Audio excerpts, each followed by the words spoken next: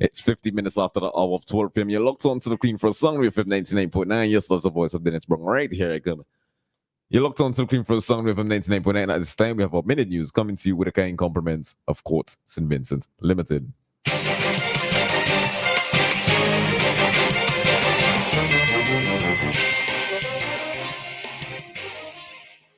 Good afternoon and welcome to WEFM's Midday News, brought to you with the kind compliments of Court St. Vincent Limited.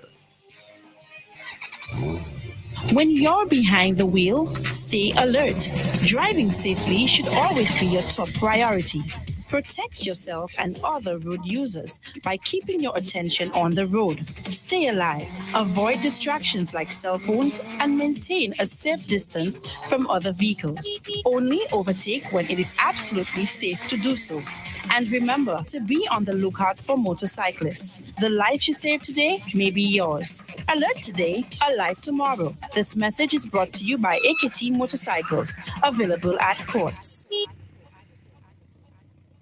Welcome back to WEFM's Midday News, brought to you with the kind compliments of Court St. Vincent Limited. I am your presenter, Rajiv Providence. First, on the local scene, Prime Minister Dr. Ralph Gonsalves has announced changes to the allocation of portfolios within the cabinet. This announcement came on Tuesday, July 16th at the Argyle International Airport, where a ceremony was being held with OECS heads of governments in attendance in relation to post-Hurricane Beryl relief efforts. The ministers of government that saw changes to their portfolio are Minister Kiesel Peters, Minister Frederick Stevenson, Minister Orlando Brewster, and the Prime Minister himself. We hear more from Prime Minister Gonsalves. We're going to split the Ministry of National Mobilization and Social Development and the Ministry of Housing. Dr. Brewster will remain in the Ministry of Housing and the Informal Human Settlements, and he will have the portfolio attached there of youth, but he'd also have sports. Senator Kiesel Melissa Peters will go with renewed energy and focus at the heart and soul of the government in national mobilization and social development and all the various subjects in that particular ministry, plus, of course, postal services from the ministry of Minister Stevenson. There are a lot of social safety net issues to be addressed because the faces of men and women are strained and anxious and people are suffering because of this terrible disaster. So she has her work cut out and we had to split those ministries so that we will give focus. That was the Prime Minister Dr. Ralph Gonsalves speaking from the Argyle International Airport. According to Prime Minister Gonsalves, Minister Frederick Stevenson will now be responsible for the Ministry of Foreign Affairs and Foreign Trade, including the Regional Integration and Diaspora Unit. The Prime Minister will now be responsible for the Public Service Portfolio. With a number of calls surfacing in relation to the handling of the aftermath of Category 4 Hurricane Beryl, the government is set to present to Parliament a supplementary appropriation bill. According to Prime Minister Dr. Ralph Gonsalves, who was at the time speaking on WEFM's Issue at Hand program, he said that a standing committee of finance would be meeting today ahead of Thursday's sitting of the House of Assembly, where they will seek the approval of approximately $140 million in funds. We hear more from the Prime Minister.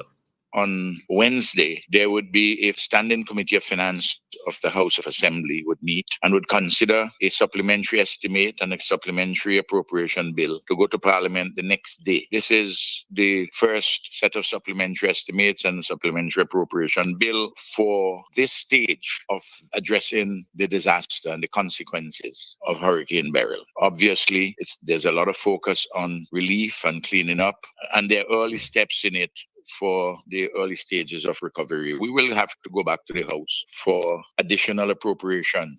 We did the same thing, as you may recall, Cecil, when we went after the pandemic in 2020 and the volcanic eruptions in 2021. And within 2 to 3 weeks of each of those, we were in the Parliament appropriating special monies for the COVID emergency, for the volcanic eruptions, and now we have to do the same thing in respect of Hurricane Beryl. That was the Prime Minister, Dr. Ralph Gonsalves. St. Vincent and the Grenadines on July 1st, 2024 was severely impacted by the passage of Category 4 Hurricane Beryl damaging infrastructure on the mainland but brought significant devastation to the southern Grenadines, where close to 95% of homes were destroyed and 6 deaths reported. Still on the local scene, the Roads, Bridges and General Services Authority BRAXA is expected to spend in excess of approximately $22 million on the cleanup effort in the southern Grenadines. Speaking on the Issue at Hand program on Sunday, Dr. Gonzalez said BRAXA is going to need approximately 300 people engaged in the cleanup effort and encourage able-bodied men and women to be part of the cleanup campaign on Union Island. He said that BRAXA will be offering 200 EC dollars per day. We hear more from Prime Minister Gonzalez. Let me just say, in order to get persons to do this and to come and let us do it very quickly, BRAXA is paying a wage plus an allowance with food, and it's a hard area in the current circumstances, $200 EC a day. It's a lot of money, and given the intensive nature of this, and we can't penny pinch on it, or we can't penny pinch on anything. We have to be prudent, but we can't be prudent to the point where we are silly in being austere and prolong the period for cleaning up, for recovery and reconstruction. We have to do it in the fastest possible way. We know it's going to be some time, but we have to work with great urgency at every phase of this process. That was the Prime Minister, Dr. Ralph Gonzalez, speaking on the Issue at Hand program. BRAXA has awarded 3 contracts to Hutchinson, Derek Charles, and John Graves to handle the cleanup campaign on Union Island. Graves will mainly be responsible for cleaning government facilities, including schools and state offices. On to news in the region. A 36-year-old man from Antigua has been sentenced to 17 years in prison for raping his former partner. He was convicted in April for an incident that occurred on July 22, 2019. According to Loop News, the victim and the perpetrator had ended their 6-month relationship about a month before the assault took place. Motivated by suspicions of infidelity, the man deceived the woman into entering his car under the false pretense of repaying a debt. Instead, he drove her to an isolated location where he verbally abused, physically assaulted, and sexually violated her without protection, falsely claiming to be HIV positive. Justice Anne-Marie Smith imposed the lengthy sentence in response to the gravity of the crimes committed. Deliberations in Jamaica over deep-sea mining intensified as the UN International Seabed Authority resumed the talks on a mining code. Over 25 countries, including Peru and Greece, have called for a ban or moratorium due to concerns about environmental impact and regulatory gaps.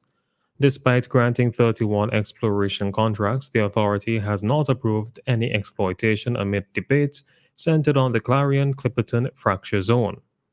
Critics argue mining could disrupt vital ocean processes and ecosystems, while proponents cite economic benefits and demand for metals crucial in green technologies. Discussions continue amidst calls for clarity on environmental safeguards and liability issues in the proposed mining regulations. On the international scene, major Canadian city Toronto experienced a record rainfall from 3 significant storms, causing widespread flooding, power outages, and transportation disruptions. Nearly 4 inches of rain fell, surpassing a daily record set in 1941. The city saw severe flooding with submerged cars and water cascading into Union Station. Toronto rapper Drake shared a video of his flooded home, the Embassy. Over 167,000 customers lost power, flights were delayed, and major highways like the Don Valley Parkway and Ontario Highway 410 were closed due to flooding. Emergency services rescued at least 14 people and numerous lift rescues were conducted. Meteorologists attributed the intense rainfall to 3 consecutive storms, delivering 25% more rain in 3 hours than typically seen in the entire month of July.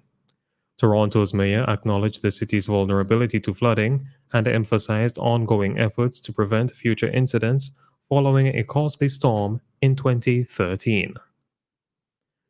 Finally, in sports, football club Chelsea has begun disciplinary proceedings against midfielder Enzo Fernandez after he posted a video on social media that the French Football Federation said included an alleged racist and discriminatory chant.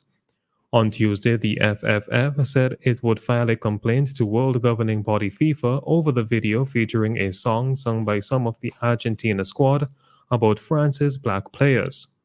Fernandez's Chelsea teammate Wesley Fofana, who has one cap for France, posted an image of the video on Instagram describing it as uninhibited racism. Fernandez, a £107 million British record signing in February 2023, said he is truly sorry for the video he posted as Argentina celebrated within winning the Copa America. This has been WEFM's Midday News. I have been your presenter, Rajiv Providence. Join us again at 3 o'clock for WEFM's 3 p.m. news. WEFM's Midday News is brought to you with the kind compliments of Court St. Vincent Limited. Hassle-free loans for your every need. Courts have you covered, best believe. Courts Ready Cash is for everyone. Not to worry, fast approval. Hurry up and come. We got it all. We on the go. Courts Ready Cash, you already know. We got it